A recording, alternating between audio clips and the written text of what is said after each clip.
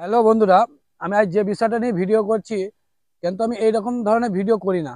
কারণ আমাদের প্রতিবেশী দেশ বাংলাদেশ এমনভাবে এমন কিছু কথা বলছে, কিছু ফেসবুক এবং ইউটিউবাররা এবং ওখানকার জনতারা আর কিছু টুপিধারী মানুষেরা, তা আমাদের ইন্ডিয়ার পক্ষে এমন এমন মন্তব্য তারা ছুটছে। এবং এছাড়াও আমাদের ভারতীয় যে পতাকাটা, সে পতাকাটা ওরা পায়ের তলায় ফেলে যে আচরণটা করছে, এই বিষয়গুলোর উপর নির্ভর করে আজকে আমি এই ভিডিওটা বানাচ্ছি। কারণ এক সময় বাংলাদেশ যখন স্বাধীন হয়নি, পাকিস্তানের সঙ্গে যখন যুদ্ধ চলছিল, একমাত্র সে ভারতই তাদেরকে বাঁচিয়েছিল, নিজের সেনা দিয়েছিল। আমাদের সেনাদের জীবন গেছে, রক্ত গেছে। আর সেই বাংলাদেশ আমাদের প্রতি যে আচরণ ব্যবহার করছে, সে ব্যবহারের কি বলবো, ভাষাতে কিছু বলা যাবে না। মানে মনের ভেতর আর শৈলীর ভেতরে সময় সময় যে ফিলিংস তৈরি হচ্ছে, মনে হচ্ছে যেন কাদের জন্য আমাদের ভারত সৈন্যরা জীবন দিয়েছিল। তা ওরা এমন ভাবে বেড়ে গেছে, কারণ ওরা এমন একটা জায়গায় পরিস্থিতি পৌঁছে গেছে, বলির পাঁঠা হয়েছে।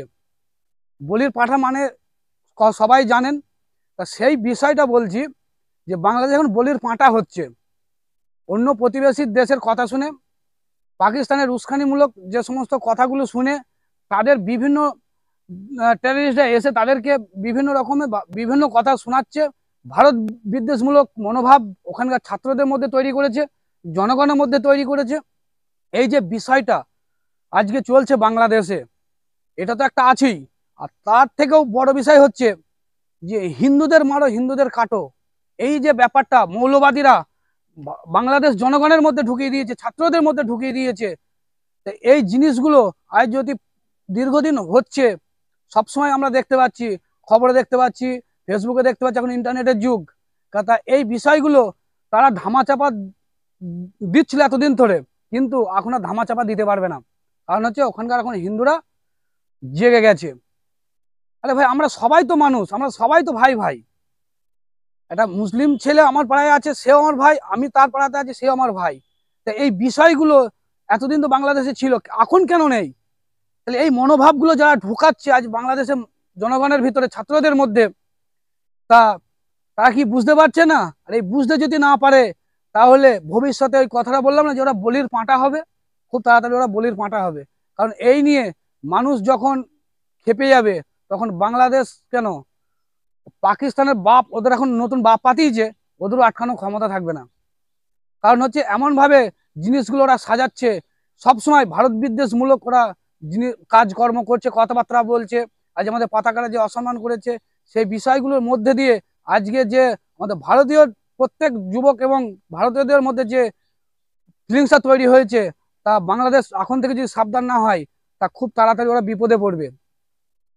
কারণ হচ্ছে ওরা হিন্দুদের উপর যে অত্যাচার করছে আমরা দেখতে পাচ্ছি। তা এইভাবে অত্যাচার যদি করতে থাকে, মানুষ তো সবাই, কেন ওরা এটা করছে? যদি ওরা এরাই মনে করে যে বাংলাদেশ হিন্দু শূন্য করব, তাহলে ওরা সব থেকে বড় ভুল করবে। আর ওদের এখন আর একটা নতুন বাপ এসছে, ইউনিস। ও নোবেল জয়ী হতে পারে, কিন্তু আর একটা জয়ী হবে খুব তাড়াতাড়ি। সেটা হবে মানুষ মারা জয়ী। এই পদকটা ওকে দেবে ইন্টারন্যাশনাল থেকে খুব তাড়াতাড়ি, আমার মনে যেটা ডাকছে। কারণ শেখ হাসিনা চলে যাওয়ার পর, ওই বলি আসার পরে মানুষ যেভাবে মরছে, হিন্দু মুসলিম খ্রিস্টান সবাই তো মরছে। মৌলবাদীরা ফায়দা নিচ্ছে। এক সময় যখন বাংলাদেশের আলুর দাম ছিল 50 টাকা কিলো, এখন হয়েছে 140 টাকা কিলো। খুব ভালো সরকার ওরা নিয়ে এসছে, সেটা আমাদের কোনো মাথা ব্যথা নেই। কিন্তু যদি হিন্দুদের ওপর এইভাবে পরস্পর অত্যাচার হতে থাকে, আমার মনে হয় না এরপর ভারতবর্ষের হিন্দু, মানে হিন্দু বলে না, হিন্দু মুসলিম সবাই মনে হয় যেন ভারত বাংলাদেশের উপরে এমন একটা চাপ পাবে ওরা, সেদিন ওরা বলির পাঁঠা হয়ে পালিয়ে যেতে সুযোগ পাবে না। আরে ভাই, নিজের যদি হাতে জোর না থাকে, কেউ একটা বোঝা তুলে দেয় না। ঠিক তেমনই লোকের উস্কানিমূলক, পাকিস্তানের উস্কানিমূলক কথাবার্তা শুনে আজ বাংলাদেশ যেটা করছে, তা খুব তাড়াতাড়ি ওরা এর ফল পাবে। আজকে ওরা পাকিস্তান থেকে পাঁজা পাঁজা যে সমস্ত অস্ত্র নিয়ে আসছে, সে নিয়ে আসুক, আমাদের সেটা কোনো ব্যাপার নয়। কিন্তু সেই মুনাফাটা নুটছে পাকিস্তান, আর বাংলাদেশকে শেষ করছে। আজকে ভারত যে জায়গায় আছে, এই জায়গায় যদি বাংলাদেশ থাকতো, আমার তো মনে হয় না ওরা মানচিত্রের মধ্যে আমাদের এই ইন্ডিয়াটাকে রাখতো। আজকে যদি আমরা খাবার না পাঠাই ওরা খেতে পাবে না, আমরা যদি ওষুধ না পাঠাই ওরা বাঁচবে না। এই বিষয়গুলো আমি বলবো বাংলাদেশের প্রত্যেক জনগণ এবং ছাত্রদের মাথায় রাখা উচিত। কারণ আমরা কোনোদিন বাংলাদেশ বিরোধী নয়, কিন্তু এমন তোমরা কাজ করো না যে সেটা যেন একটা আস্তে আস্তে তুষের আগুনে জ্বলতে জ্বলতে সেটা যেন একটা শিখায় পরিণত হয়।